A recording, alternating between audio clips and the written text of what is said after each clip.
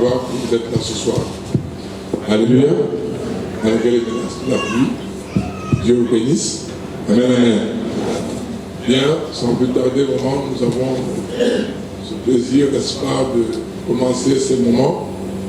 Est-ce que le diacre Kobena pourra nous balancer ce que je lui ai demandé? Et donc, nous sommes arrivés tout à l'heure avec Papa Nyangok et Maman Nyangok. Alléluia. Et je disais que tous ceux qui ont été fidèles dans le jeûne, je disais, vous aurez les bonus la semaine prochaine pour la clôture du jeûne. Vous voyez? Et donc, ils ont eu leur convention à bas de 10 ans, n'est-ce pas, de l'église là-bas. Amen, amen. Vous voyez, tous les orateurs qui sont là, il y a même le pasteur assis, le pasteur de Grâce est là. Grâce est là. Ah, il est derrière là-bas, il est le pasteur de Grâce et du Junior. Et donc, ils étaient vraiment ils ont fait un grand marathon. Ils ont été en Allemagne, ils ont été en France, ils ont été en Belgique. Et ils sont revenus maintenant pour aller en Côte d'Ivoire avant la convention. Et après la Côte d'Ivoire, ils ont commencé la convention. Et donc, du coup, ayant terminé la convention, ils ont dit non. Ils ont besoin d'un peu de repos. Mais bon, vous savez, l'homme peut former les plans, mais Dieu dispose autrement. Alléluia. C'est le plan de Dieu qui s'accomplisse. Oh, donc quand le prophète m'a appelé, il dit, oh l'apôtre, comment ça va? Il me dit, ah, comment que c'est vraiment, avec tout ce marathon, mais vraiment, je me suis demandé, bien que tout le monde avait déjà de me reposer. Il dit, papa, moi je dis, bon, on a un bien-aimé qui a perdu un membre de la famille au Gabon. J'ai dit à maman, bon, on va aller au Gabon. Comme ça, à la fin, on va visiter le bien-aimé et puis après, on pourra se reposer. Mais maman a dit, non. Ça va encore faire des émotions, c'est pas un point de repose. Ma conscience avait dit que quand vous voulez vous reposer, un peu des hommes, vous dites, vous venez seulement. Donc vraiment, j'ai dit, alors, pourquoi tu t'appelles? Venez de venir. Il dit, non, je vais savoir si vous voyagez, vous êtes là, on n'est pas là, vous êtes venus voyager. Il dit, non. Nous sommes là et venez vraiment vous reposer. Mais peut-être que nous, on est avec l'autre, peut-être que Dieu nous dira aussi quelque chose que nous aussi on va avoir ce qu'on appelle dans la langue de ma femme le reste de la fête. Alléluia. Il dit, oui, c'est une église locale, d'accord, c'est pas grave, quelle soirée, c'est bon. Donc c'est bien. Et puis, on a combiné tout ça, et finalement ils sont arrivés hier mercredi. Puis on s'est dit, bon, écoute, on va continuer demain jeudi, moi, par la foi. Et puis, parce que je n'ai pas encore demandé la permission. Donc, et ce soir, finalement, nous sommes arrivés là et rapidement, ils sont allés rapidement un peu se changer et nous sommes là ce soir. Pour ceux qui ne connaissent pas l'homme de Dieu, le prophète l'apôtre Nyangok, il est avec son épouse, pasteur Maman Nyangok, sont tous deux à la tête d'un ministère qu'on appelle Alpha Naomi. Alléluia. Et vous savez qu'il a été notre premier orateur ici, dans notre première convention, et l'orateur principal. Amen, amen. Et ils étaient là tout dernièrement, je crois, au mois de juin. Ils étaient là au mois de juin. Alors, et il m'a dit au téléphone, j'ai dit, bon, mais papa propose-moi un thème. Il me dit, pourquoi pas on va connaître le thème de la convention. Alors je dis, mais c'est super, nous aussi on va avoir un bout. Il reste à la fête. Donc le thème de la convention, comme vous avez vu, oh l'image, comme vous avez vu, c'est je veux voir Dieu. Je veux voir Dieu. Amen. Amen. Et donc, je voulais que nous puissions lever tous, rendre gloire au Seigneur pendant que je vais appeler l'homme de Dieu. Est-ce qu'on peut tous se lever? On va acclamer très très fort le Seigneur pour l'homme de Dieu. Son serviteur, Dr. Fernando.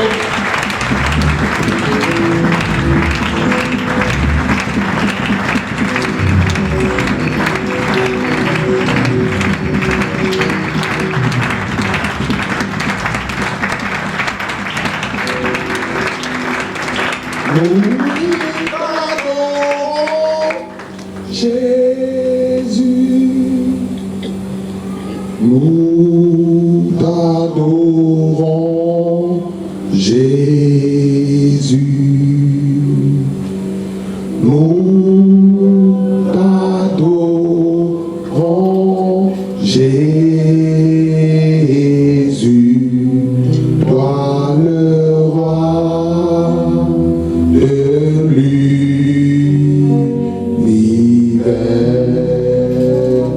Nous t'adorons, Jésus. Nous t'adorons, Jésus. Nous t'adorons, Jésus.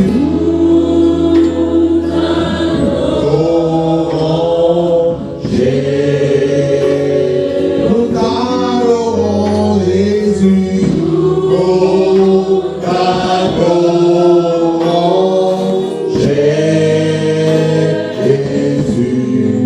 Toi le roi de l'univers.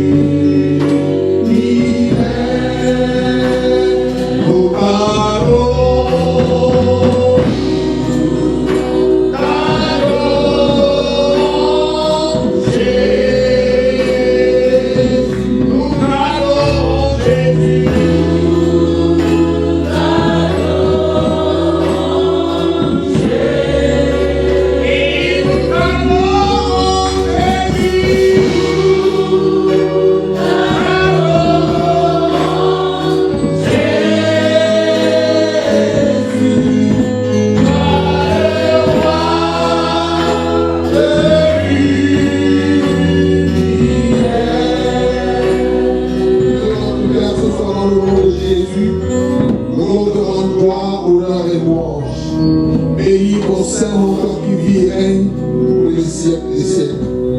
Merci d'avoir permis que nous soyons là ce soir.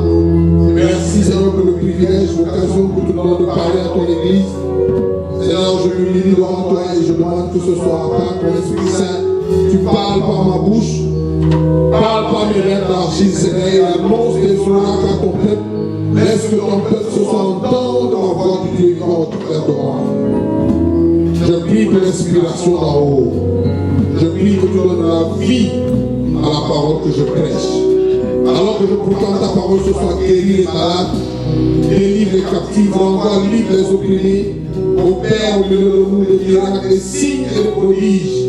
Fais dans nos vies, éternel, des choses que rien n'a pas vues, que rien n'a pas entendues, des choses qui ne sont même pas montées au cœur de l'homme. Manifeste ta gloire, afin que ton peuple croie en toi. Au nom de Jésus le Christ, nous avons prié avec beaucoup de grâce. Amen. Amen. Acclamons le Seigneur.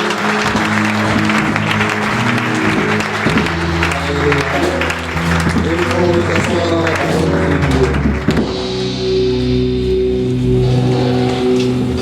Je vous salue tous, frères et sœurs, dans le nom merveilleux de Jésus.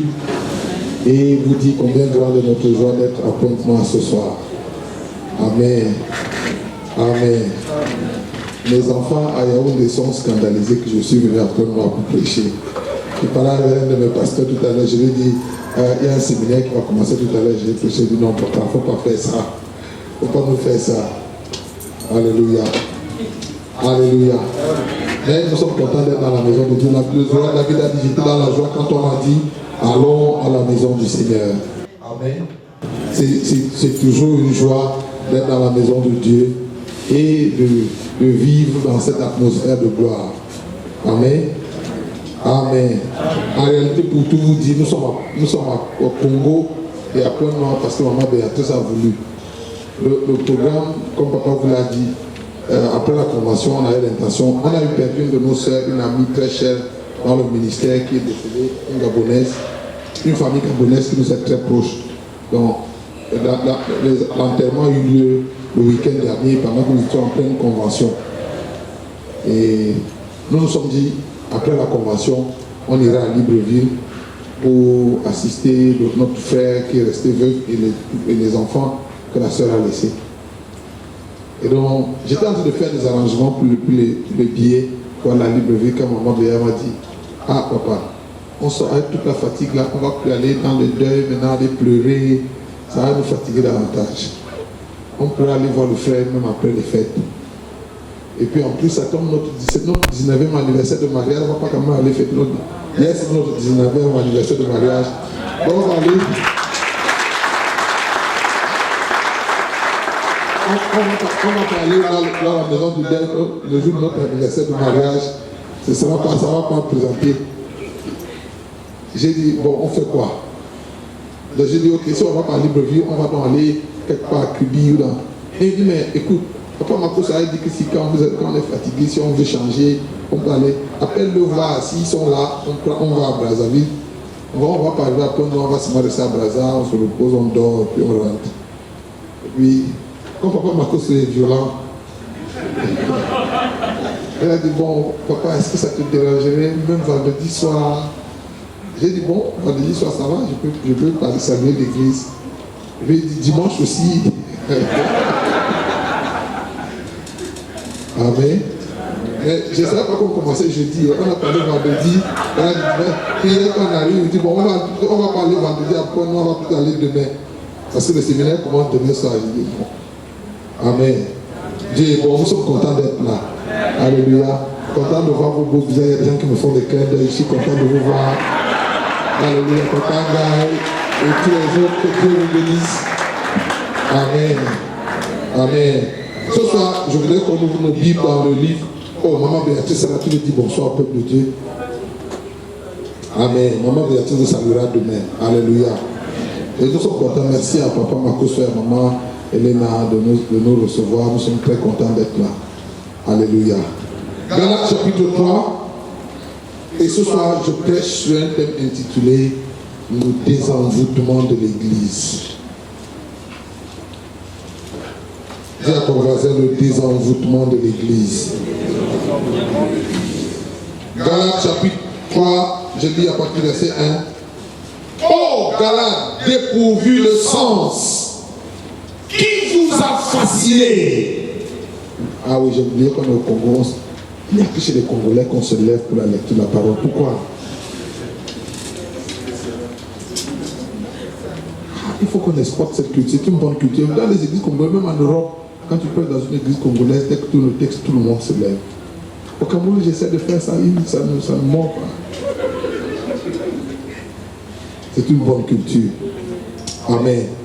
Verset 1. Oh, Galates dépourvu de sens, qui vous a fasciné, vous aux yeux de qui Jésus-Christ a été peint comme crucifié? Voici seulement ce que je vais apprendre de vous. Est-ce par les œuvres de la loi que vous avez reçu l'Esprit ou par la prédication de la foi? Êtes-vous tellement dépourvu de sens? Après avoir commencé par l'Esprit, voulez-vous maintenant finir par la chair? Amen. Amen. Que Dieu bénisse la lecture de sa parole. Veuillez vous asseoir. Je parle ce soir sur le thème le désenvoûtement de l'Église. C'est l'apôtre Paul qui écrit aux Galates. Et fort heureusement, c'est une église que l'apôtre Paul lui-même a implantée. Oh, Galates dépourvu de sens, qui vous a fasciné? La version du second dit qui vous a fasciné. Les versions modernes comme Semeur et Français courant dit qui vous a envoûté. Français courant dirait qui vous a ensorcelé. Vous aux yeux de qui Jésus-Christ a été peint comme crucifié. Papa, pendant longtemps, quand j'ai accepté le Seigneur, on m'a enseigné qu'il n'était pas possible d'envoûter un chrétien. Et je l'ai cru pendant toute ma vie, toute ma marche avec Dieu. Me fondant sur des passages de l'Écriture, comme Marc chapitre 16. La Bible dit, ceux qui croient au Seigneur, Voici le miracle qui accompagneront ceux qui auront cru. En mon nom aussi, boivent des breuvages mortels, ils ne leur feront aucun mal. J'ai toujours cru qu'un chrétien est non empoisonnable. Peu importe ce qu'on peut mettre dans le verre ou dans la nourriture d'un chrétien, s'il la mange en priant au nom du Seigneur, le poison n'a aucun pouvoir sur sa vie. Combien de vous croyez comme moi?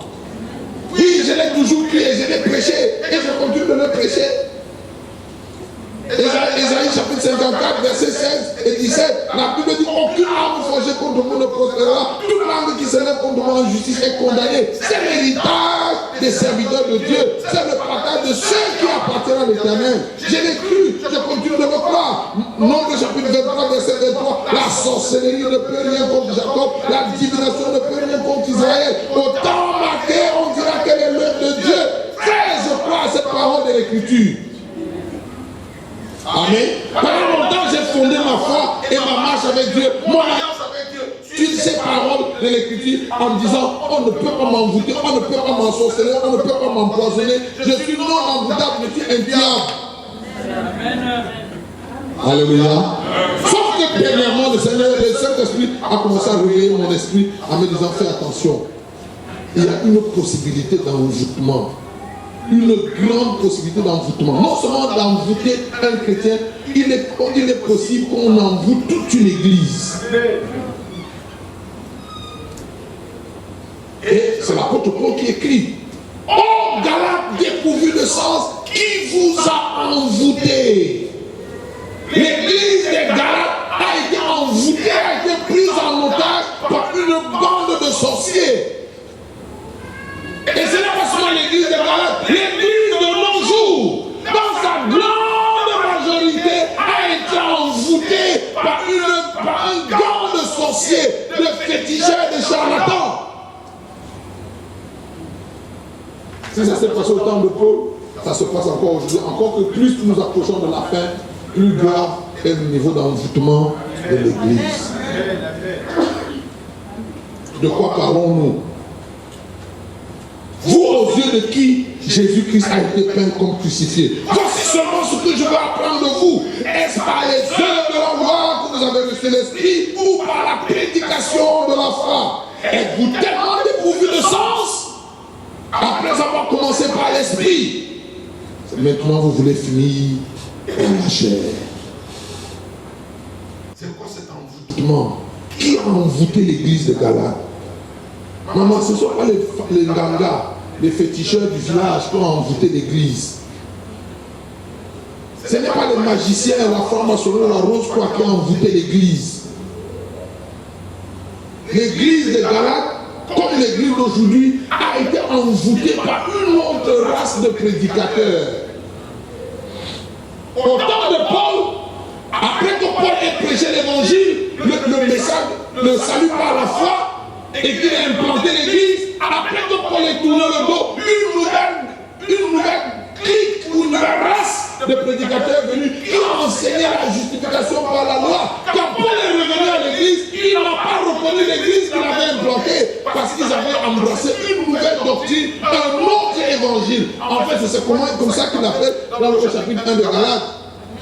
Il dit, même si un ange du ciel venait vous prêcher un autre évangile. Paul parle de l'envoûtement de l'église. L'église a été envoûtée par un autre évangile. Aujourd'hui, quand je regarde l'église, de ville en ville, de pays en pays, je vois l'église, une vaste majorité de l'église envoûtée par cet autre évangile. Ceux d'entre vous qui avez accepté le Seigneur comme moi, est-ce qu'il y a des gens ici, vous avez vraiment accepté le Seigneur et vous savez? Papa, je me souviens quand hier, quand j'ai accepté Jésus et que ma vie a basculé. Ce film-là n'a jamais quitté mon esprit. Il y a des gens qui sont à l'église, bon, ils sont là comme s'ils ne sont pas là, comme s'ils ont accepté le Seigneur, comme s'ils n'ont pas accepté le Seigneur. Leur vie est un peu comme ça. Mais certains d'entre nous, on se souvient avec tellement de précision de ce moment fatidique où nos vies ont changé. C'est-à-dire qu'ils nous ont passé du chaud au froid sans transition. Est-ce qu'il y a quelqu'un comme ça qui se souvient de ce moment où tu as accepté Jésus, où ta vie a basculé, ta famille peut témoigner que ça s'est passé à quelle période? Nous savions ce que tu étais avant et on a vu comment ça a changé. Vous savez, ceux qui ont vraiment accepté le Seigneur un jour se souviennent de ce moment.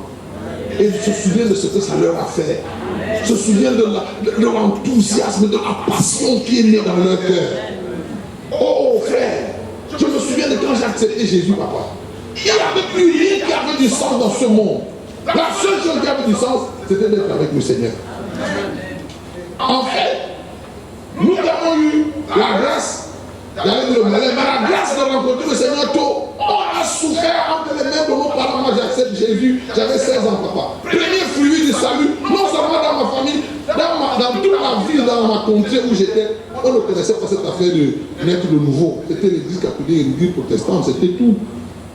Donc, le mouvement de réveil, quand il arrive dans notre contrée, devine qui était le premier fruit. Et j'ai pris tous les coups, tous les mauvais coups que tu peux imaginer. Mais c'était pas la mort. Nos parents, on n'arrivait pas à nous arrêter.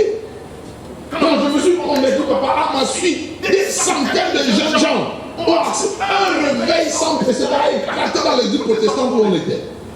Nous étions des centaines de jeunes protestants catholiques qui avaient rencontré Jésus et quelques temps après on a rencontré le Saint-Esprit. C'était la totale. Tu nous imagines, on allait à l'église protestante et on parlait en langue pendant que le pasteur prêchait. Et puis quand on a connu le baptême, non seulement on a connu le baptême du Saint-Esprit, on a connu le baptême d'eau. On s'est fait baptiser et puis on nous a chassés. C'est comme ça que l'église protestante nous chasse. La plupart des jeunes de mon époque ont arrêté l'école après le lycée. Les plus forts sont allés jusqu'en terminale. J'étais un des rares à aller à l'université. On était tellement passionnés de Christ. Il n'y avait plus rien. Même aller à l'école des frères, on se disait entre nous, quand Jésus va venir, il va vous demander quel diplôme vous avez eu. Il va vous demander combien d'ans vous avez gagné. Donc au lieu de perdre le temps à aller chercher les diplômes, il fallait gagner des hommes. Et presque toute notre génération, maman, aujourd'hui tu es au Cameroun, presque toute cette génération-là, nous sommes des pasteurs. Après, les plus forts ont persévéré jusqu'à avoir le bac. Après le bac, ils sont là à l'école du monde. Ils sont tous disséminés à travers le Cameroun.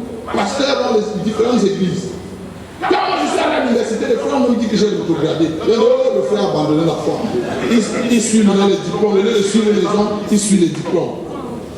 C'est pour vous dire quelle était notre passion. Nous n'avions pas envie d'autre chose que d'être avec le Seigneur. Notre joie de vie, c'était d'être avec le Seigneur.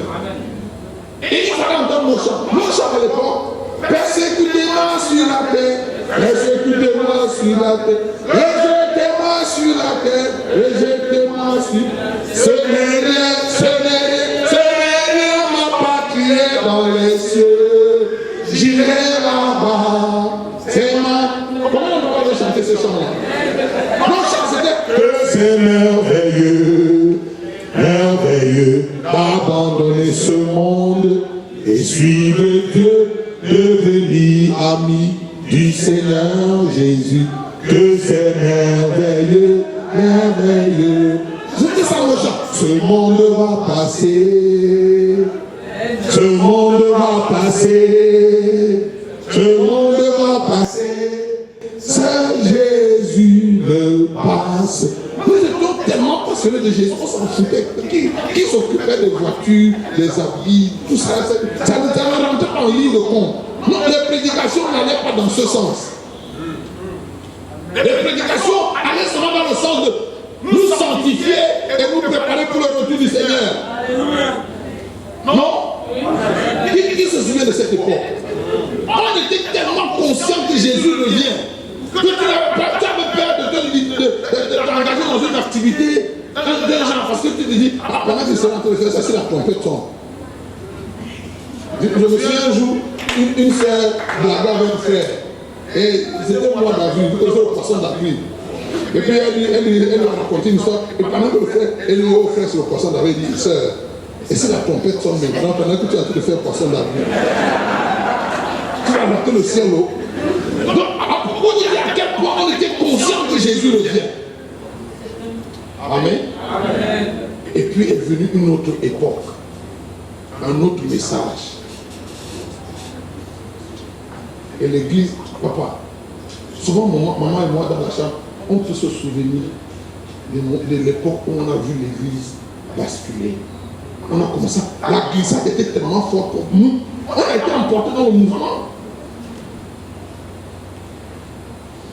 L'église a commencé à être envoûtée, a commencé à manger à une autre table, à boire un autre breuvage. Et c'était tellement bien emballé, maman, tellement bien présenté que c'était pas, tu ne peux pas résister. L'apôtre Paul a dit, l'apôtre Paul a écrit au Colossiens, chapitre 3, si vous êtes ressuscité avec le Christ, ne cherchez les choses d'en haut, où Christ est assis à la droite de Dieu. Affectionnez-vous aux choses d'en haut et non à celles qui sont sur la terre. Car vous êtes morts. L'église aujourd'hui ne connaît plus la mort. L'église aujourd'hui ne veut plus la mort. L'église veut tout sauf la mort. Mais frère, écoute-moi, il n'est pas possible de voir la gloire de Dieu sans mourir. La vraie gloire de Dieu, elle ne passe que par la mort. Oh, maman Béatrice nous a bénis pendant la convention. Si c'est partout, les gens disent, toi qui dis que tu as vu Dieu. La Bible dit qu'on ne peut pas voir Dieu et vivre. C'est vrai, on ne peut pas voir Dieu et vivre. Si un jour tu vois Dieu, tu devras mourir. Tu dois mourir à tellement de choses. Si un jour tu veux voir Dieu, si un jour tu veux voir la gloire de Dieu, il faudra que tu meurs à plein de choses. Et pourtant, l'église aujourd'hui est tellement vivante. Et vos prédicateurs vous pompent à être tellement vivants qu'ils ne vous préparent pas à voir la gloire de Dieu. C'est la vérité. C'est ça, papa. La difficulté que j'ai aujourd'hui, quand je voyage dans les nations, encore à un lycée, je prêche librement, je prêche ici comme si j'étais chez moi. Mais quand je vais dans les églises où on m'invite pour la première fois, j'ai tellement peur de décevoir les gens. Parce qu'ils viennent à l'église avec tellement d'attentes. Les attentes sont partout sauf sur Dieu. Ils viennent à l'église, quand on a dit qu'il y a un apôtre qui va venir, l'apôtre a vu le ciel, ils attendent que tu viennes leur prophétiser les voitures, le mariage, la percée, le travail. Ils veulent tout sauf Dieu. C'est un niveau d'envoûtement élevé. Mais l'église, c'est pas le supermarché. On ne vend pas les voitures ici. On ne vend pas les maisons ici. On ne vend pas les terrains ici. L'église n'est pas une ambassade. On ne donne pas les visas ici. Si vous voulez le visa, allez à l'ambassade de France. Amen. L'église, c'est l'agence où on prépare les gens à rencontrer Dieu. Et si vous ne voulez pas rencontrer Dieu, vous n'avez aucune affaire avec l'église. Vous n'avez rien à faire ici. Alors, il y a d'autres endroits où vous pouvez aller trouver les choses que vous cherchez.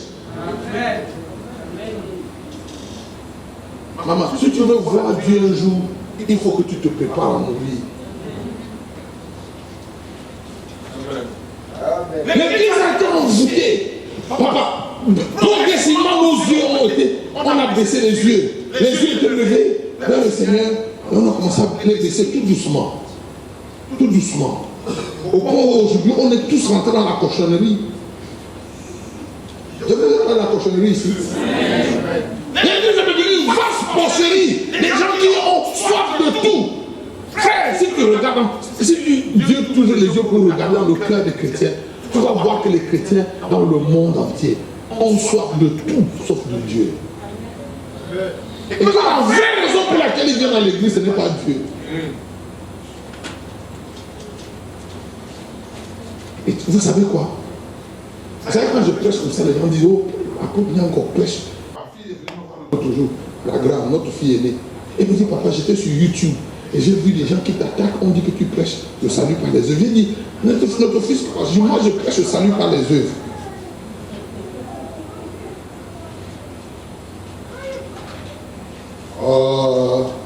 Je prêche quoi? La Bible dit, montre-moi ta foi sans les œuvres. Moi je n'ai pas ce salut là pour vous a donné gratuit, vous n'avez rien à faire. Non, Jésus a tout fait, vous n'avez rien à faire. Vous devez continuer de vivre votre vie comme vous voulez. Ça montre que vous avez accepté Jésus. Ça? Non, vous avez accepté Jésus, on va voir ça dans vos. Jean, c'est Jésus ou c'est Jean? Produisez dans les fruits dignes. Si vous êtes repenti, il y a des fruits comme suit. Les fruits, ce sont les œuvres là que je prêche. Tu ne peux pas dire que tu es né de nouveau. par la grâce, c'est pas par les œuvs. Oui, c'est pas par les œuvs afin que personne ne se glorifie. Mais la même Bible dit, montre-moi ta foi sans les œuvs, je te montrerai la mienne avec les œuvs. La foi sans les œuvs est morte. Donc si ta foi ne monte, on ne voit pas quelque chose qui montre que tu as changé de vie. C'est que tu n'as pas changé de vie, frère. L'église aujourd'hui est remplie d'hommes cupides, avides de gains matériels. Ils viennent chercher la bénédiction. Ils viennent escroquer Dieu en fait. C'est ça la vérité. Maintenant, quand on prêche, les gens se fâchent et ne viennent pas à l'église. Non. Hein? Qui se préoccupe d'avoir une église pleine de gens qui ne vont pas au ciel? En tout cas, ce n'est pas moi, je suis sûr que ce n'est pas papa Makoso. Ah papa, il faut faire attention. Regarde, dans l'église de Jésus, Jean chapitre 6, Jésus vient de faire le miracle. Il a nourri 5000 hommes sans compter les femmes et les enfants. Tu peux imaginer, tu peux estimer la foule qui était là. Hein? Ils sont presque 20 000 personnes. Non? Quand ils ont fini de manger, ils étaient contents. Les gars se sont levés, ils ont créé un parti politique.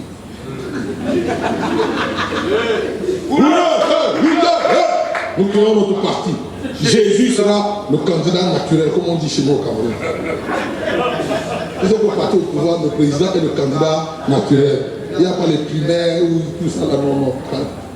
Quand il est président, il sera candidat. Donc Jésus est un candidat naturel. Il veut faire de Jésus le roi. Jésus dit, ok, vous devez me faire roi. Il dit oui. Il dit que asseyez-vous, je vais vous expliquer.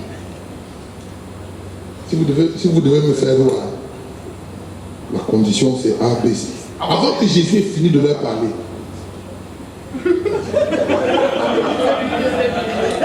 l'église s'est vidée, l'église de Jésus. Je ne parle pas de l'église de la première langue, peut-être que tu dis que, maman, papa, l'église de Jésus, quand il a fini le message ce jour-là, les 5000 hommes avec leurs femmes et leurs enfants, tout le monde est parti. Jésus est resté avec 12 personnes.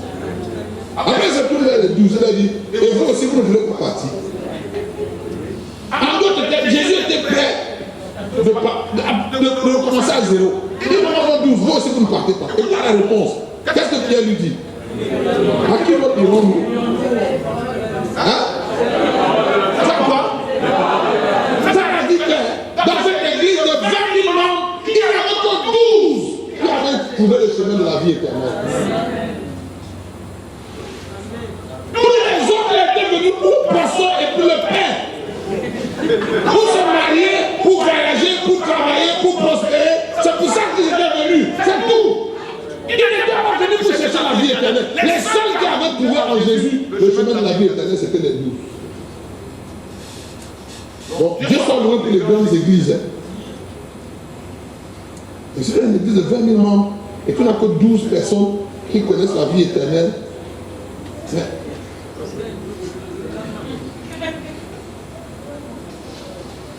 Mais tu sais pourquoi je te parle pour ça? Je te parle pour ça pour que toi, tu sois spirituel ici parce que tu as vu le chemin de la vie éternelle. Ah oui, parce que tu peux être ici parce que c'est l'église de mon cousin. Papa Makoso, c'est un oncle. Là-bas, on chante bien. Puis l'église est de... Les gens ont plusieurs raisons pour lesquelles ils sont à l'église. En tout cas, la première mission, la plus grande mission que Dieu a donnée à l'église, c'est de faire des disciples, des gens qui sont prêts pour le ciel. Vous mariez, enterrez les morts, baptisez les gens et tout ça, ça vient après. J'ai dit non, la même chose. J'ai dit sonner la trompette. Après qu'il ait rencontré Dieu à la grotte, il appelle la trompette. La Bible dit 32 000 hommes se sont rassemblés autour de lui. Quelle grande église, quel succès. Mais papa, si tu es un pasteur d'une église de 32 000 membres, tu parles de quoi? Non? En termes de popularité, tu es grand. En termes de dîmes et offrandes, tu es beau. Non? Même si c'est une église de pauvres qui donne 100 francs, si 32 000 personnes donnent 100 francs tous les dimanches, faites le calcul, vous allez voir. Non? C'est 3 200 000 chaque dimanche. L'église ne va pas se casser la tête pour payer les factures. Ça, non? Ça fait 12 millions par mois. On peut payer les factures et gérer sans souci. Mais parmi sur les 32 000 hommes qui se sont rassemblés, la Bible dit qu'il y avait 20 000 peureux. Je lui ai dit, écoute, à tout ce monde que tu vas mettre, ne compte pas. Il y a là des peureux, des lâches, des gens qui ne croient en rien de tout ce que tu racontes tous les dimanches. Et Gédéon vient, il leur dit, allez, vous là, vous tous ces peureux et qui êtes lâches et tout ça là. Hein? Allez, rentrez chez vous. La Bible dit 20 000 personnes ont quitté l'église. Ils ont dit, oh, chance. Nous, on savait que le gars là va nous faire tuer. 20 000. Il est resté avec 12 000 hommes. Dieu lui dit que même les 12 000 qui sont restés là, il ne faut pas les suivre. Dès qu'on arrive au fleuve, tu vas voir, je vais te le montrer. Arrivé au fleuve, hein, ils sont restés combien? Hein? 300 hommes. On parle de 32 300. Nous parlons du salut. Nous parlons de la sélection pour le salut. Et oui, mais je vous parle de ça, c'est comme ça que Dieu a crié les gens dans l'église. C'est dans le grand monde. Pour aller au ciel, il n'y a pas de vie collective. On va pas dire, oh, MJCRM, venez. Par contre, ma cause, ça va avec tous ces anciens, ces diacres et puis l'église. Et puis, il va, comme il sait bien parler, il va négocier pour vous tous ces gars-là. Non!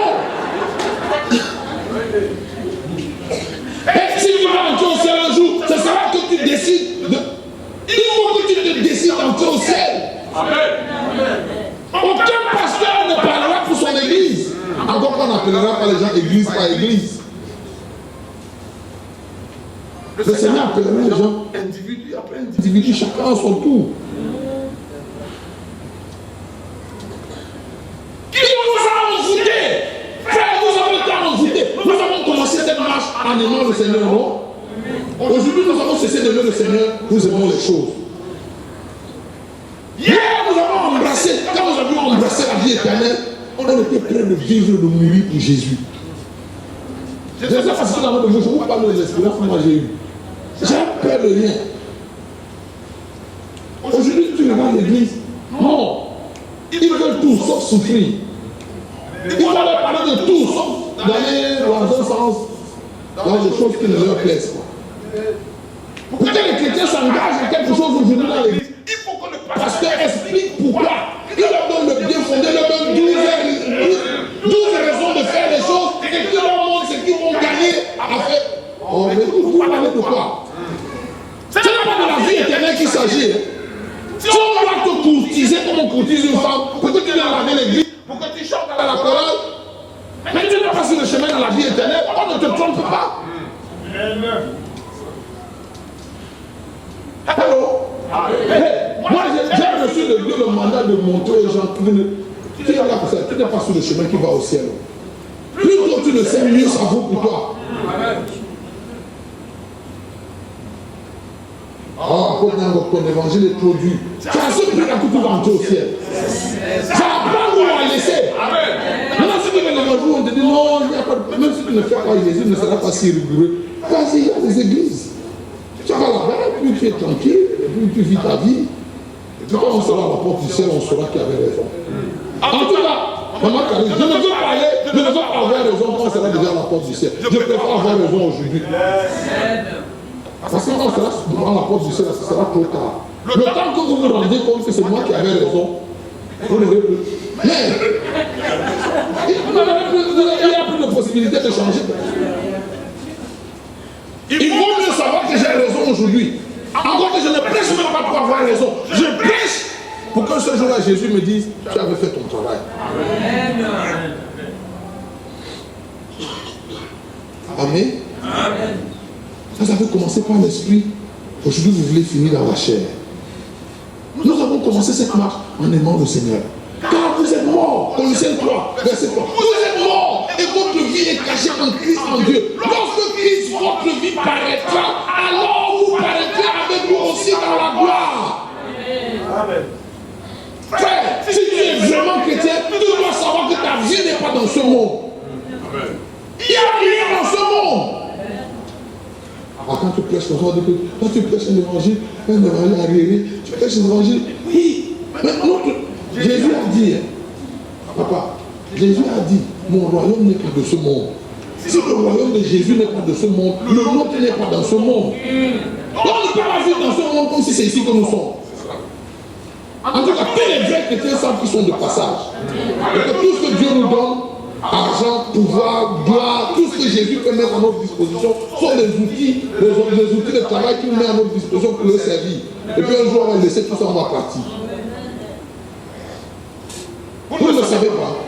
Mais comment vous vivez comme si on était venu ici pour rester? Et tous les jours, le Seigneur nous rappelle que nous sommes de passage. Mais comment tu es attaché à ton argent? Tu t'accroches à ton argent comme si c'est ça qui t'a. Ton argent me fait aller au papa. Si la mort arrive, maintenant, même si on met une tonne d'argent sur toi pour ça, tu vas partir. C'est vrai? L'autre jour, il y a une semaine, là, quand on commençait notre convention, une de nos grandes journalistes, c'est elle journaliste est morte. Elle a fait le journal lundi, et puis lundi soir, elle allait à la messe pour prier. Elle sort de la messe, oh, étouffement, oh, le temps de la messe, c'est fini. Elle dit, ça s'est passé en quelques, juste 4 minutes, c'est parti. Ce monde passe, frère. Maman, ce monde passe. C'est ce que la Bible dit. La Bible est constante. De Genèse à Apocalypse, le texte est le même, le message est le même, l'enseignement est le même. Qu'est-ce qui a changé? C'est les envoûteurs et les sorciers qui sont venus prêcher à l'église dans notre évangile, qui nous a anesthésiés. Cet évangile a anesthésié l'église. Aujourd'hui, quand tu parles de l'éternité à l'église, les gens te regardent comme si tu étais de Mars. Ah bon? Oui, parce qu'on ne vous lit plus ces textes. Dans l'église, on ne lit plus ces textes. Le seul texte qu'on vous lit, c'est je souhaite que tu prospères à tous égards, que tu sois en bonne santé, qu'on prospère l'état de ton âme. Donnez, vous sera donné comme les yeux serrés, secoués qui dévorent. C'est ça le texte qu'on lit dans l'église aujourd'hui. On ne vous dit plus que la voie étroite est la voie resserrée, le chemin qui mène à la vie éternelle et qui a peu de gens qui marchent. C'est ça pour large est la voie qui mène à la perdition et il y a de nombreuses personnes qui marchent sur le chemin. On ne dit plus ça à l'église. L'église a été anesthésiée et l'église s'est endormie. Tu sais comment on est anesthésié? Quand on a été opéré, moi je n'ai jamais été opéré, mais je sais un peu. Quand on doit t'opérer, maman, nous sommes à amputer ta jambe. Dès qu'on t'a anesthésié, le docteur va prendre la scie. La scie de Mélusio. Tu ne sens rien du tout. C'est vrai, non? Mais c'est pour ça que l'église anesthésiée, on peut couper n'importe quelle partie de vous, vous ne sentez pas. L'église n'est pas consciente de l'urgence de l'heure, ne voit pas venir le temps. L'église cherche tout, sauf Dieu. Tu sais, demain je vous parlerai, nous voulons voir Jésus. Ce soir, je suis en train de me faire le terrain pour qu'on. Parce que si tu ne peux pas voir Jésus avec l'envoûtement et l'anesthésie qui est en toi, enfin l'anesthésie en toi, tu es tellement endormi que tu ne peux pas voir. Tu vas le voir comment? Tu ne peux pas le voir. Nos cœurs sont remplis de toutes sortes de désirs pernicieux. Après, est-ce que tu es en train de dire que se marier est mauvais? Non. Est-ce que voyager est mauvais? Non. Est-ce que construire la maison est mauvais? Non. Mais tout ça là, c'est des objets, c'est des outils de travail que le Seigneur met à notre disposition. Ça ne devrait pas, ça ne doit jamais être l'objet de nos recherches. Dès que tu arrêtes de chercher Dieu et que tu commences à chercher les choses, tu as quitté le chemin de la vie éternelle. Je peux te le dire. Je vais le dire en français facile. Le jour où tu cesses de chercher Dieu et que tu commences à chercher les choses, tu as fait quoi? Tu as quitté le chemin de la vie éternelle. Et beaucoup de gens sont dans l'église. Ils chantent à la chorale, ils acclament le Seigneur, mais il y a longtemps qu'ils ont quitté le chemin de la vie éternelle. C'est pour ça que la Bible dit, examinez-vous vous-même si vous êtes toujours dans la foi. C'est pourquoi il dit de s'examiner. Parce que tu peux être là, peut-être tu crois que tu es dans la foi, alors qu'il y a longtemps que tu as quitté. Tu n'as pas quitté l'église, et que tu es dans l'église, mais il y a longtemps que tu n'es plus dans la foi. Quand l'apôtre disait de travailler à notre salut avec crainte et tremblement, c'est de ça qu'il parlait. Ce ne sont Colossiens. Colossiens dit, mettez donc à mort les membres qui sont sur la terre. L'impudicité, l'impureté, les passions, les mauvais désirs et la cupidité qui est une idolâtrie. L'église devait être à travailler au quotidien pour mettre à mort les membres qui sont sur la terre. L'église, la vraie, elle marche avec les yeux levés vers le ciel. Elle marche sur la terre avec les yeux levés vers le ciel. Affectionnez-vous aux choses qui sont en haut et non à celles qui sont sur la terre. Voir comment l'église s'affectionne. C'est les thèmes des séminaires qui marchent aujourd'hui. C'est qu'on annonce. C'est quoi les thèmes? Voilà, le sommet des millionnaires.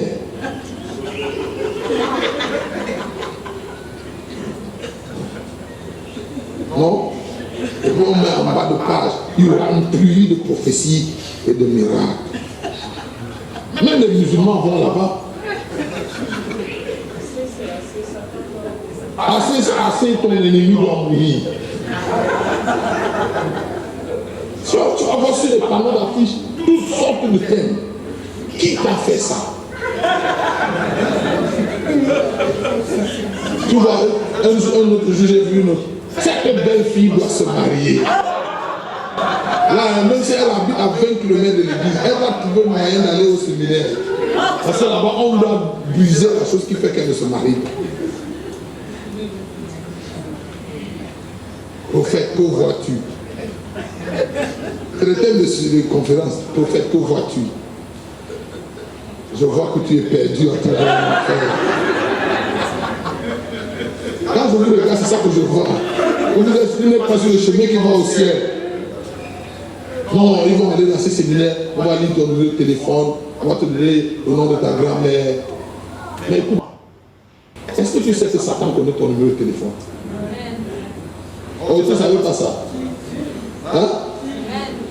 Satan connaît ton numéro de téléphone, il connaît le nom de ta grand-mère, il connaît votre village, il parle de votre langue maternelle. Non, c'est pas vrai. Amen. Qui vous a envoûté? Qui vous a fasciné? Qui vous a ensorcelé? Donc, ces prophètes et ces apôtres, l'apôtre Paul les appelle les faux apôtres. C'est eux qui ont envoûté l'église par un autre évangile qui a détourné, qui a enlevé les yeux de l'église du Seigneur pour les porter vers les choses. La Bible dit de ces apôtres que leur Dieu, c'est leur ventre. C'est pas étonnant que leur prophétie ne tourne qu'autour de l'argent, des voitures, des maisons. Tu vas rarement entendre aujourd'hui des prophéties du genre, il y a une soeur ici qui t'appelle Juliette et tu mènes une mauvaise vie et le Seigneur dit que tu dois te repentir. Non, la prophétie, je sens qu'il y a 14 femmes ici qui vont se marier avant le 31 décembre. Et quand le nom de Dieu a dit ça, tu vas prendre dans l'hôtel, au nom de Jésus, va se connecter. Non? Moi, j'ai dit, je vais dans les églises et je leur dis, je vois les gens viennent souvent se connecter à l'hôtel. Et c'est pas mauvais, moi j'ai rien contre ça. C'est seulement que quand tu regardes attentivement, les gens ne viennent se connecter que quand tu commences à parler de leur convoitise. Ceux qui prêchent leur convoitise, ils viennent se connecter. Mais si tu ne prêches pas leur convoitise, même si ton message vient du ciel, personne ne se lève. C'est vrai? Oui. Il suffit que je change de là, que je commence à prophétiser. Les gens vont courir, venir mettre l'argent à l'hôtel. Maintenant, quand les pasteurs savent ça, et qu'ils sont à la recherche de l'argent, ils font quoi? Ils ne prêcheront pas autre chose. Papa, une année à ma convention. C'était 2013. Un mercredi, on sait que nous commençons de dimanche à dimanche. Mercredi soir, mercredi après-midi, j'étais en train de prier dans ma chambre. Et le Seigneur me donne un message. J'arrive à la convention. J'ai prêché un message dur comme le feu. Il y a un silence de mort dans la salle. Tu peux laisser tomber une aiguille et l'entendre. Le titre du message, c'est voici le chemin. Quand j'ai fini de prêcher, papa, j'ai dit aux gens, le culte est terminé, rentré chez moi, personne n'osait se lever. Les gens étaient saisis de la crainte de Dieu, avait saisi le cœur. Les gens ne voulaient pas rentrer. J'ai dit, puisque vous êtes en train de rester prier, quand vous aurez, vous sentirez envie de partir, vous partirez. J'ai fait ça dans la chair, je vais m'asseoir. Il y a un des pasteurs qui était là. Il était en colère. En colère, papa. C'est-à-dire, tu vois, il dit ça sur son visage. Je suis descendu dans la chaise, je suis venu me mettre à genoux, j'ai fini de prier. Quand je me suis levé, il est venu me saluer et pour me dire au revoir. Il me dit, je voulais te dire au revoir, je m'en vais. J'ai dit, ah, mais comment tu... Il dit, j'espère que tu sais qu'aujourd'hui c'est mercredi. J'ai dit oui, je sais que c'est mercredi. Il dit, et que tu n'es qu'au milieu de ta conférence. Je dis oui. Et, non, je ne comprends pas où il va. Et il me dit, quand tu choisis de prêcher ce genre de message au milieu de la conférence, j'espère que tu es conséquent. Je lui ai dit, honnêtement, pour vous dire vrai, souvent j'ai fait comme un enfant, j'ai dit, je ne comprenais rien du tout. J'ai dit, conséquent, c'est-à-dire quoi? Il dit, j'espère que tu sais que tu as des factures à payer. Quand tu prêches ce genre de message un mercredi, j'espère que tu... Je lui ai dit, Bishop, je comprends. Qu'est-ce que tu veux? Et quand tu prêches ce genre de message, tu sais qu'à la fin, les gens ne donneront pas le franc. Donc, il faut que tu t'arranges à payer tes factures toi-même. Et je lui demande, maintenant, si Dieu m'a demandé de prêcher ce message un mercredi, il fallait que je fasse quoi? Que j'ai dit au Seigneur, écoute, ce message, on va le prêcher à la fin. Comme ça, on va d'abord faire l'offrande et tout. Ou bien, il dit non, je voulais seulement m'assurer que tu es conséquent, que tu sais ce que tu fais. Et il est parti. Et quand je parle de pasteur, je ne parle pas d'un petit pasteur, je ne parle pas d'un grand pasteur. Ici, il y a les grands pasteurs. Ça se prend que nous sommes parvenus. J'ai dit, mais après j'étais vraiment bien. Il venait me dire quoi? Il ne fallait pas que je prêche le message comme Dieu me l'a dit. Parce que les gens vont. Mais écoutez, vous voulez vous fâcher? Vous vous fâchez? Et si vous voulez plus donner vos offrandes, vous êtes libre de partir avec vos offrandes. Il m'a même dit que je prêche pour ça pour vous donner l'offrande.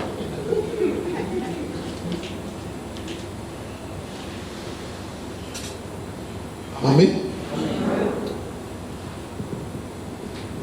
La Bible dit, écoute ça, 1 Jean chapitre 2, versets 14, 15 et 16. N'aimez pas le monde, ni les choses qui sont dans le monde. Si quelqu'un aime le monde, l'amour du Père n'est pas en lui. Frère, si tu regardes dans ton cœur et tu vois l'amour du monde en toi, ça veut dire que l'amour de Dieu n'est pas en toi. Tu ne peux pas avoir les deux là en même temps. Les deux là n'habitent jamais la même maison. Un cœur qui aime Dieu n'aime pas le monde. Et un cœur qui aime le monde n'aime pas Dieu. Car tout ce qui est dans le monde, la convoitise des yeux, la convoitise de la chair et l'orgueil de la vie viennent du monde et non de Dieu. Et ce monde passe et sa convoitise avec. L'amour du monde et l'amour de Dieu n'habitent pas la même maison. Ils ne font pas bon ménage. Ils sont mutuellement exclusifs. Car un est présent, l'autre est totalement absent. Et pourtant, quand aujourd'hui, dans l'église, ce que tu vois, c'est les gens qui aiment le monde. Ils veulent s'habiller, ils veulent voyager, ils veulent devenir grands. Et quand tu leur demandes pourquoi ils veulent devenir grands, ils ne veulent pas devenir grands pour Dieu. Leurs ambitions n'ont rien à voir avec Dieu. Ça va comme s'il a envie d'être grand, pour qu'il influence le monde. En fait, c'est ça qu'on nous dit. On dit non, il faut influencer. Mais ils ne veulent pas influencer le monde. Dieu veut influencer le monde pour eux-mêmes. Tu ne peux pas demander aux chrétiens la vraie raison de leur prospérité. Ils veulent prospérer seulement pour montrer aux gens qui se moquaient d'eux quand ils sont devenus chrétiens que ce n'est pas parce qu'il est devenu chrétien qu'il ne peut pas être riche. On s'en fout. La seule raison pour laquelle Dieu va te rendre riche, c'est pour son royaume. Hé, ma soeur, pourquoi Dieu doit faire de toi un millionnaire? C'est seulement pour que tu puisses te loger, te nourrir, te soigner et envoyer tes enfants à l'école. Tu n'as pas besoin d'être millionnaire. C'est vrai? C'est vrai? Au Congo comme au Cameroun, tu n'as pas besoin d'être millionnaire. Si ta vie consiste seulement à te nourrir, à te soigner, à t'habiller et à envoyer tes enfants à l'école. Non? Donc si un jour Dieu va te faire millionnaire, ce sera pour une cause plus grande que toi. C'est ça que Deutéronome a dit. Tu te souviens de l'Éternel, ton Dieu, c'est lui qui te donne le pouvoir d'acquérir cette afin de. Il a toujours la afin que. Ce n'est jamais pour toi. Ce n'est pas pour que quand tu veux donner une offrande, tu dépannes Dieu. C'est pour ça que tu vas avoir des petits. Il faut avoir l'attitude des chrétiens qui donnent leur offrande.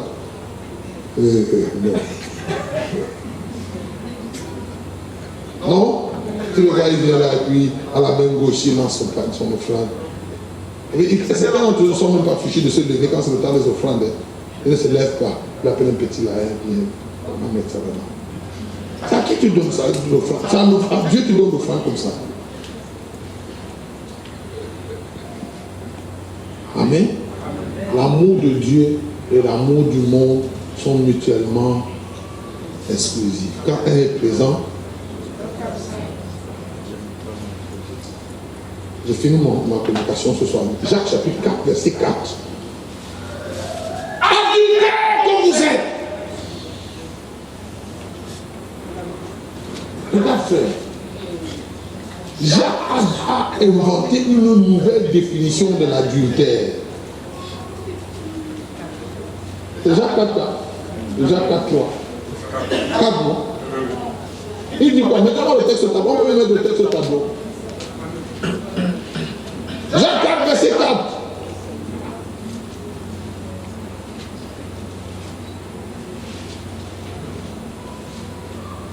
On n'a pas trouvé. Quelqu'un peut lire pour moi. Il y a quelqu'un dans la salle qui a trouvé qui peut lire pour moi. Adultère comme vous êtes. Ne savez-vous pas que l'amour du monde est inimitié contre Dieu? Celui donc qui veut être ami du monde sera ennemi de Dieu. L'Église, ma soeur, en sa grande majorité aujourd'hui, est constituée des ennemis de Dieu. Des gens qui ont soif du monde. Leur passion, c'est le monde. Ils veulent devenir riches comme Dangote. Ils veulent être grands comme Drogba. Ils veulent être célèbres comme Etofis. C'est-à-dire, nos modèles sont ailleurs, sont là en Égypte. Tu veux porter les beaux costumes pour être comme Kofi Olomide. Tu veux mon modèle, frère. Des pasteurs qui savent pour être comme le gars, je ne sais pas qui, comme un mannequin de Paris.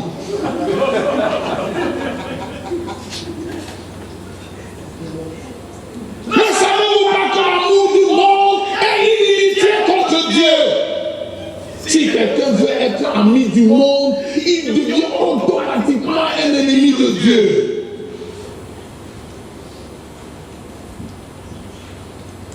Et l'apôtre Jacques a appelé ça l'adultère. Je sais pourquoi on appelle ça l'adultère. Regarde ça.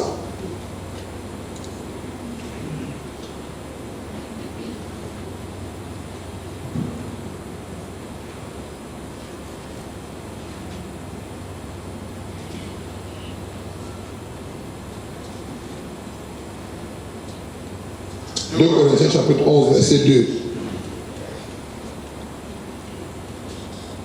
Regarde pourquoi il appelle ça l'adultère.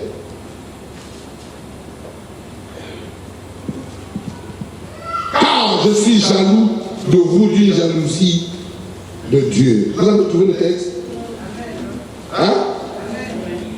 Parce que je vous ai fiancé. Hein? Vous êtes fiancé à qui? À un seul époux. Par vous, pour vous présenter à Christ comme une vierge. Papa, Dieu veut tout ton cœur, hein, tout. Tu comprends? Tout. Il veut une partie. C'est tout toi que Dieu veut. Et l'Église doit travailler à arriver à ça. Un niveau de consécration où tu appartiens totalement à Dieu. C'est à ce prix que tu vas être sauvé. Il a dit, si tu es ni fille, ni raisin, il va faire quoi de toi? Pourquoi l'Église fait comme si quand vous lisez la Bible, c'est à quelqu'un d'autre que Dieu parlait? Oui, mais nous, on lit la Bible comme si Dieu parlait à quelqu'un d'autre. Il a dit, ne plus tu es plus chaud ou froid. Si tu es ni chaud ni froid, je ferai quoi? Il a dit comme ça pour l'Église de l'Odyssée, c'est valable pour toute l'Église. Hein. Non seulement tu es un chrétien, ni chaud, ni froid, qu'est-ce que Jésus va faire de toi? Quand tu parles, je parlais à une de mes filles l'autre jour, elle dit, papa, tu me juges. J'ai dit, je ne te juge. En fait, c'est ça le jugement, c'est que je suis vraiment en train de te juger. Si tu n'es ni chaud ni froid, le Seigneur va te vomir de sa bouche. Je vous ai fiancé à un seul époux. Dieu est jaloux. Le texte disait quoi? Si tu veux notre texte, dans la version sévère, il dit Dieu ne tolère aucun rival quant à l'esprit qu'il a mis en nous. Hein? Oui, c'est quel? C'est Jacques, non? C'est Jacques 4. Oui, verset 3. Verset 5. 5. Oui. Il dit quoi, papa? Croyez-vous que l'Écriture va combattre? Oui. C'est avec jalousie que Dieu chérit l'esprit qu'il a fait habiter en nous. Regardez la version sévère ici. Regardez votre Bible, version sévère. Ou parole de vie. Parole de vie, papa, lis pour nous. C'est ça? Oui. Ce n'est sûrement pas pour rien que les livres saints disent Dieu aime très vivement l'esprit qu'il a mis en nous. Ok. Version sévère, regarde la version sévère dans la salle. Regarde quelque chose, tu as la version sévère dans ta machine. Non. Oh.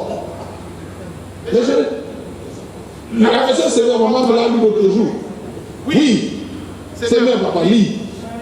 Maintenant, lis pour nous, version sévère. Croyez-vous que l'Écriture parle en vain? Oui. Jalousie que Dieu chérit l'esprit qu'il a fait habiter. C'est avec jalousie. Non. Il y a une version qui dit Dieu ne tolère aucun rival. Hein? En tout cas, vous trouvez. Oui, tu as trouvé. Vas-y.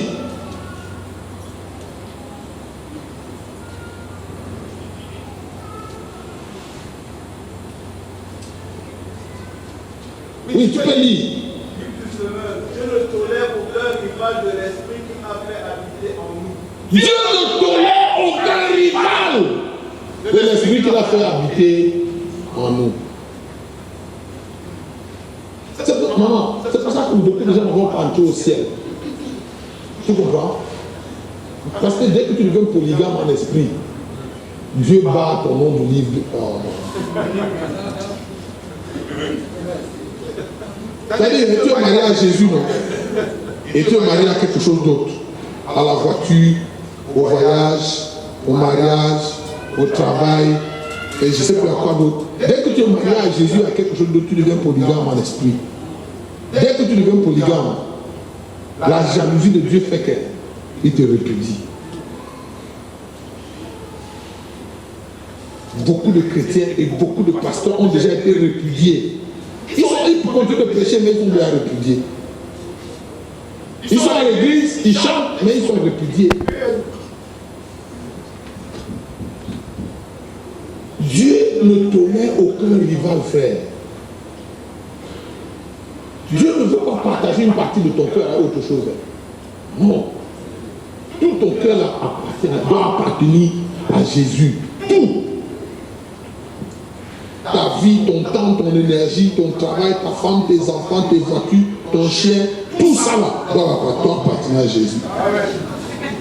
C'est pour Jésus que tu as un chien à la maison. C'est cela pas pour. Ça a bête ce que j'ai dit, non? Mais c'est la vérité de l'évangile. Tu aimeras le Seigneur ton Dieu de combien de ton cœur? Ensuite,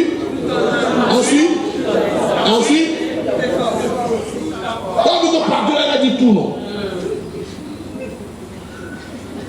Elle a dit tout, mais elle n'a pas dit tout. Tu aimeras le Seigneur ton Dieu de tout ton cœur, de toute ton âme, de toute ta force et de toute ta pensée.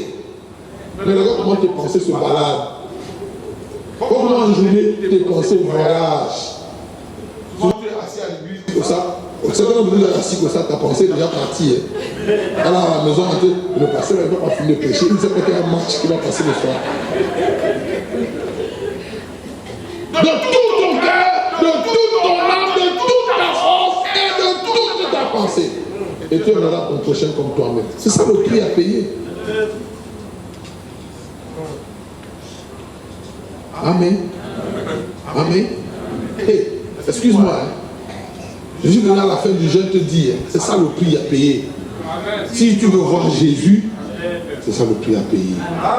Donc cette façon d'être chrétien là qu'on vous a enseigné, cette nouvelle façon d'être chrétien, ou non, c'est pas aussi difficile que ça. La parole est près de toi, dans ta bouche et dans ton cœur. C'est la parole de foi que nous confessons. Si quelqu'un invoque le Seigneur, quiconque invoquera le nom du Seigneur sera sauvé. Tu n'as pas besoin de transpirer pour invoquer le nom du Seigneur. Attends mon frère, ça c'est pas l'évangile. C'est pas le salut, c'est l'anesthésie. C'est l'envoûtement. Hein, papa? C'est quoi? C'est l'anesthésie. On t'a anesthésié. Tu vois que non, tu n'as pas besoin. Non, le salut, c'est pas compliqué. Il faut seulement que tu confesses de ta bouche le Seigneur Jésus. Non?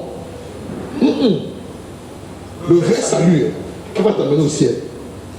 Jésus a dit, si ta main droite va être pour toi une occasion de chute, tu coupes. Il vaut mieux pour toi entrer manchot au ciel. C'est la Bible qui a dit ça, non?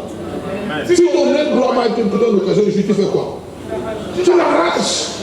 Il vaut mieux pour toi entrer bon au ciel. C'est ça le salut, le vrai. Le travail du salut, les œuvres du salut, c'est ça. C'est pas, tu es un chrétien, bon, tu viens quand tu veux. Quand tu ne veux pas, tu ne viens pas. Personne ne doit te demander des comptes. Non? Hein? Il faut changer. Il faut changer, frère. Tu sais, quand tu viens à l'offrande, je peux vous aider. J'ai dit ça ce soir et puis j'ai fini. Maman, quand tu viens à l'offrande, tu ne donnes à Dieu ce que tu veux. Tu lui donnes ce qu'il veut. Oui, on a dit non, Dieu aime celui qui donne, que chacun décide dans son cœur ce qu'il veut donner. Ananias a décidé chez lui à la maison pour ça ce qu'il voulait donner. Quand il est venu, Pierre l'a tué.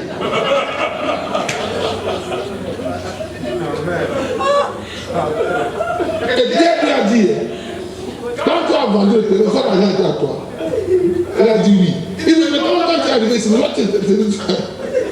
pourquoi Pierre l'a tué? Devant le Saint-Esprit comme si tu lui faisais la... Non, non. Si tu veux lui donner une offrande, tu lui donnes une offrande, tu donnes bien. Tu sais même cette façon de... Oh non, tu décides dans ton cœur sans contrainte. Mais Dieu n'accepte pas tout ce qu'on met à l'autel. Comment ça vous savez, non? Donc vous pouvez venir mettre, il n'y a pas de problème. Pierre, l'apôtre Pierre n'est pas ici ce soir. Il y a personne qui va mourir. Dis-moi, pendant la convention, un soir, j'ai parlé comme ça sur le frère. J'ai dit, quand Simon le magicien, le frère Simon, l'ancien magicien, quand il a vu comment l'onction, Paul, Pierre levait les mains et l'onction descendait sur les gens, il a pris l'offrande. Non? Puis il se connecter à l'autel. Et Pierre a lu son cœur. Le gars avait une onction spéciale pour lire les cœurs des gens pendant l'offrande. Il y a quelques jours, il avait déjà tué Ananias et Saphira à l'heure de l'offrande.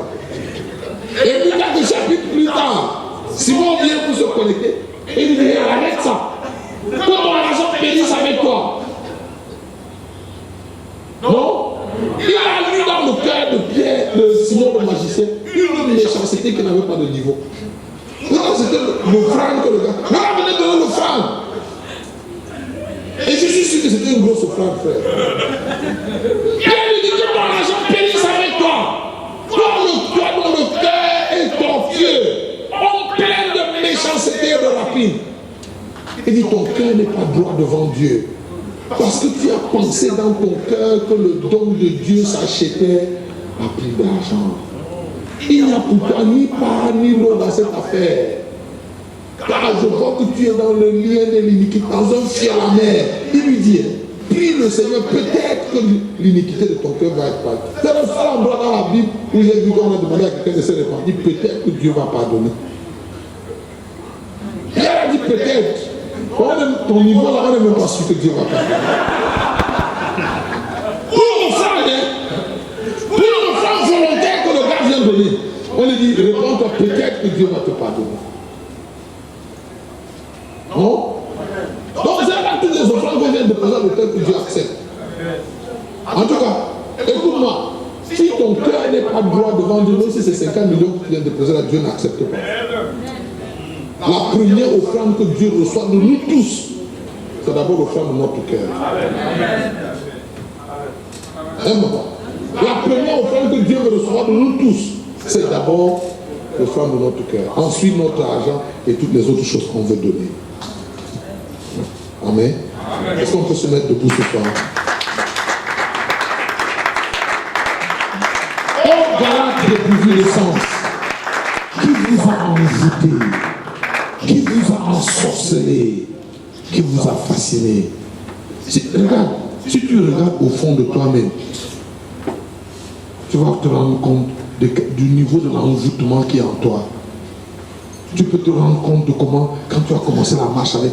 Oh, tu sais pourquoi l'apôtre Paul, non, pas l'apôtre Paul, Jésus, quand il parle à Jean dans le livre d'Apocalypse chapitre 2, il parle à une des églises, c'est l'église d'Éphèse. Il dit, ce que j'ai contre toi, c'est que tu as perdu ton premier amour. Tu sais ce qui fait que l'église perde son premier amour? Hein? C'est cet envoûtement.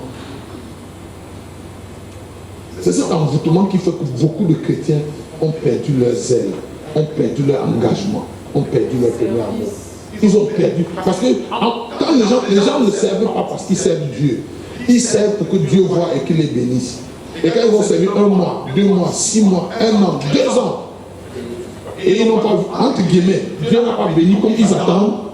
J'ai dit, ah, c'est une affaire de quoi là? Je vais mourir ici, parce que c'est moi seul qui ai tué Jésus. Non? Ils ralentissent. Parce qu'ils attendaient quelque chose. En fait, c'est parce qu'ils ont été envoûtés. C'est-à-dire qu'on a mis un peu de levain dans leur cœur. Et l'église, la grande majorité de l'église est coupable d'avoir perdu son premier amour. Et pendant que je parle ce soir, il y a des gens ici qui savent qu'ils n'aiment plus Jésus comme ils l'aimaient au départ. Tu es toujours à l'église, mais toi, tu sais au fond de toi que c'est plus la même chose. Non? Quand tu étais plus jeune, quand tu venais de te convertir, tu priais, tu pleurais devant Dieu. Aujourd'hui, ton cœur, tes larmes ont séché. Il n'y a plus rien qui peut te faire pleurer en la présence de Dieu. Non? Comment tu brûlais l'amour pour Jésus? Tu étais engagé au service. Chaque fois que tu étais volontaire à l'église, pour n'importe quoi, tu étais candidat. Aujourd'hui, toi, tu es devenu intelligent. Quand on demande des volontaires, tu regardes d'abord, est-ce qu'il y a des gens qui lèvent? Pourquoi c'est toi seul qui doit être toujours volontaire? C'est parce que ton cœur s'est déplacé. C'est l'envoûtement, c'est que l'envoûtement fait, c'est que ça déplace ton cœur. Ça déplace les priorités de ton cœur. Non? Quand on demandait les gens, soit pour servir, pour venir laver, pour venir travailler, ou bien pour donner de l'argent, pour être volontaire à n'importe quel niveau, tu étais toujours prompt parce que ton cœur était rempli d'amour pour Dieu. Et quand tu donnais, tu savais que c'est à Dieu que tu donnais, pas au pasteur. Moi, je dis aux gens à l'église, et je vous dis la même chose ici. Chaque fois que tu viens mettre ton offrande ici, si ce n'est pas Jésus que tu vois, si ce n'est pas Jésus que tu donnes, ne mets pas ton offrande dans le panier.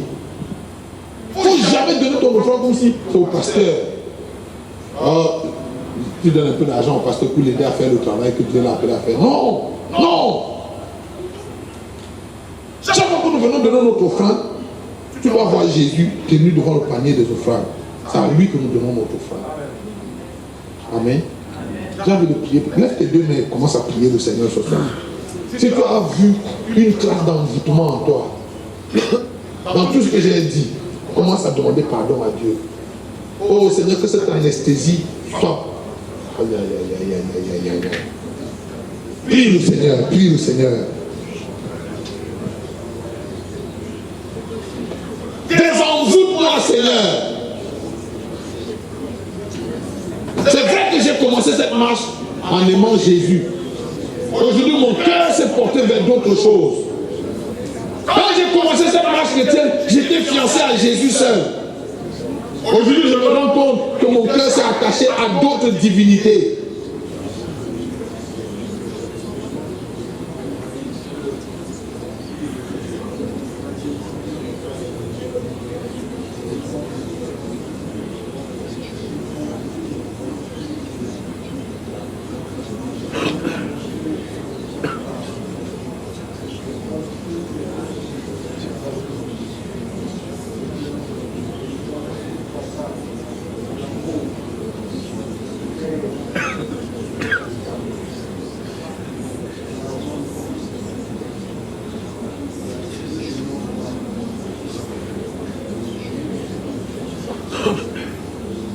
Prie le Seigneur, que le Seigneur ait pitié de ton âme. Ramène-moi, Seigneur, à ce que j'étais hier, à ce niveau d'engagement.